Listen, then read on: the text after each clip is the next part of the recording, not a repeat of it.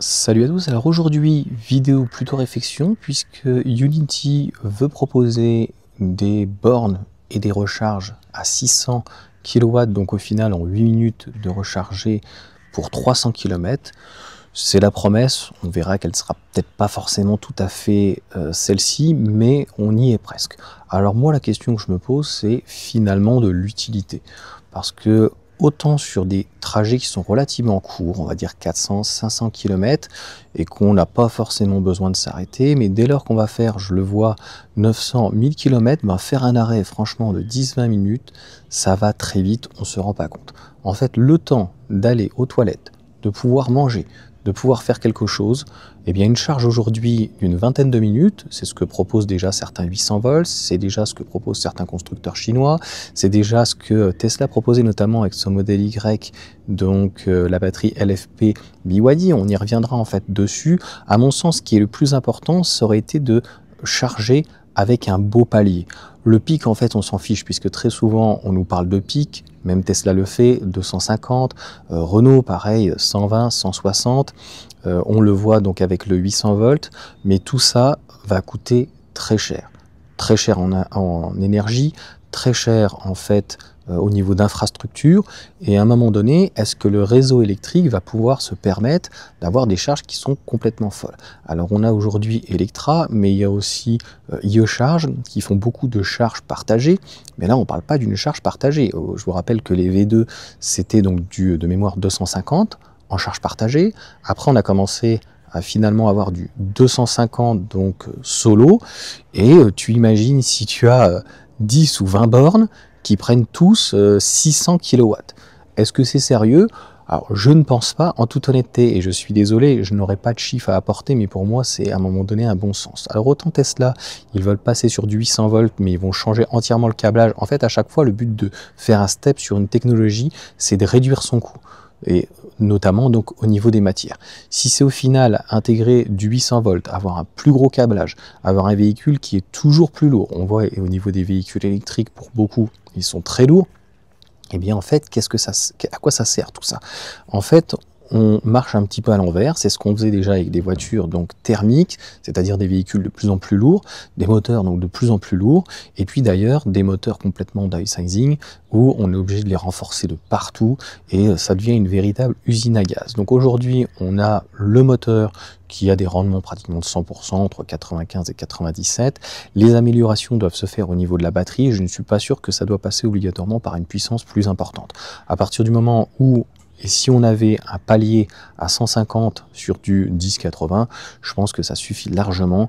On n'a pas besoin, vous me direz ce que vous en pensez, plus. Encore une fois, donc il y a la plateforme en elle-même, déjà que la voiture électrique utilise énormément de cuivre et plein de métaux, etc. en plus, mais on va avoir donc bien sûr les bornes qui vont avoir un certain coût. Il y en a qui me disent oui, c'est super Johan, les voitures à induction, etc. Déjà l'induction, ça a obligatoirement un impact, puisque voilà, et des pertes. Donc perte, impact bien sûr sur l'être humain, l'environnement, etc. Et puis toutes les infrastructures, notamment de le faire sur une route. C'est pareil avec les photovoltaïques. Donc, à mon sens, plus de 350, alors 1000 kW éventuellement pour des batteries de camions. Alors là, je ne suis pas assez calé. Est-ce que franchement, c'est mieux aujourd'hui un camion sur l'autoroute avec une très grosse batterie, hein, je ne sais même pas combien, hein, 200, 300, 400 kWh, je ne sais pas. Et est-ce que de l'autre côté, est-ce que c'est mieux donc finalement un camion qui est au diesel avec un gros moteur essentiellement, donc V6. Là-dessus, je ne sais pas. Pour autant, on le voit bien sur Renault, notamment, les fourgonnettes en électrique, etc. Mis à part le fait qu'elles font pas de bruit, ça peut être dangereux éventuellement pour ceux qui regardent pas, mais bon, tu sais, même avec un véhicule thermique qui fait du bruit, les gens ne regardent pas la route. Donc ça, c'est aussi une question d'éducation, mais dans l'ensemble, c'est quand même beaucoup mieux. La régénération donc en ville, le fait d'avoir un mode roue libre, ou en tout cas beaucoup moins de frottement, les disques, les plaquettes, et un agrément de conduite, notamment quelqu'un qui va à l'usage, à l'utilité au quotidien, eh bien beaucoup plus de couple, donc au niveau du chargement, en fait, ça sera quand même beaucoup plus agréable. D'ailleurs, on voit certains éventuellement qui roulent assez vite. Pour avoir discuté avec des livreurs, par exemple, qui ont actuellement donc des fourgons en électrique ou quoi, hein, je crois, du groupe Stellantis ou Iveco ou autre, peu importe, on est loin des WLTP annoncés, 200-300 km, on est plutôt aux alentours des 80-100 km. Tu me diras, pour faire des petites tournées, à mon sens, ça suffit largement. Donc sur la partie voiture électrique, on le voit bien aujourd'hui, peut-être Tesla un jour, c'est un véhicule de 4 mètres, 4 mètres 30, 4 mètres 50 maximum, avec une batterie de 50 kWh, ça suffirait largement. LFP, NMC, un mélange des deux, NCA, ce que vous voulez, avec une très bonne charge, ça suffira. Donc en fait, c'est la taille grossièrement d'un véhicule type Scénic, mais on voit que la batterie de 60 kWh aujourd'hui en poche n'est pas assez suffisante parce que la consommation est trop importante. À 130, il faudrait trouver un véhicule, comme une Model 3 par exemple, se rapprocher des 19 voire 17 kWh. Donc c'est à mon avis là-dessus où on devrait tendre, c'est-à-dire du one pedal, un véhicule qui ait une très bonne régénération, qui ait une très bonne pénétration dans l'air, qui ait une très bonne finalement consommation, qui soigne son efficience, et on n'a pas besoin d'avoir des grosses batteries, et on n'a pas besoin d'avoir des charges qui sont complètement folles en fait sur des grosses batteries.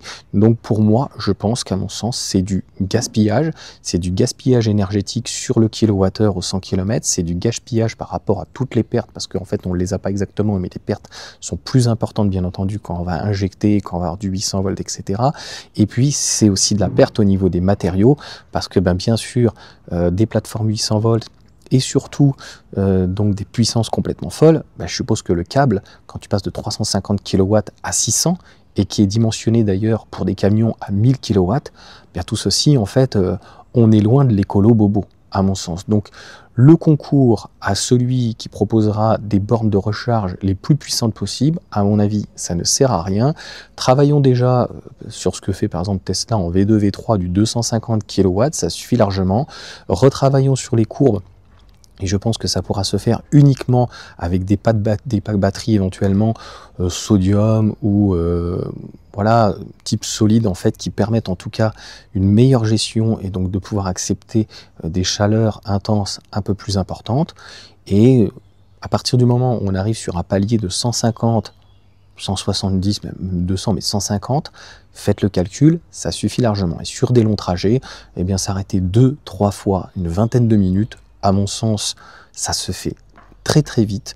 Donc je pense que c'est plutôt ce genre de choses qu'il y a à faire, à soigner, que commencer à dépenser dans des infrastructures qui vont devoir utiliser énormément en fait de métaux. Voilà pour cette petite vidéo, voilà pour cette petite réflexion. Vous me direz ce que vous en pensez. N'hésitez pas à me mettre un petit commentaire, un pouce. Et est-ce que franchement 600 kW, 8 minutes pour recharger 300 km, c'est utile? Moi, je vous ai donné les arguments, etc. Pour un véhicule particulier, à mon sens, ça ne sert absolument à rien.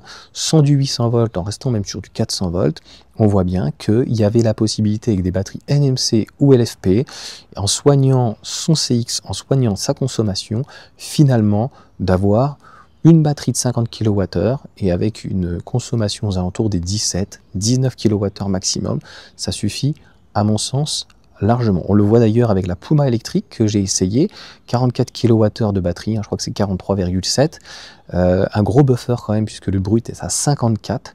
Et bien si on est aux alentours des 50 kWh, batterie LFP, NMC et avec une belle consommation en dessous de 20 kWh, je pense que pour moi la boucle est bouclée, il n'y a pas forcément besoin d'avoir plus.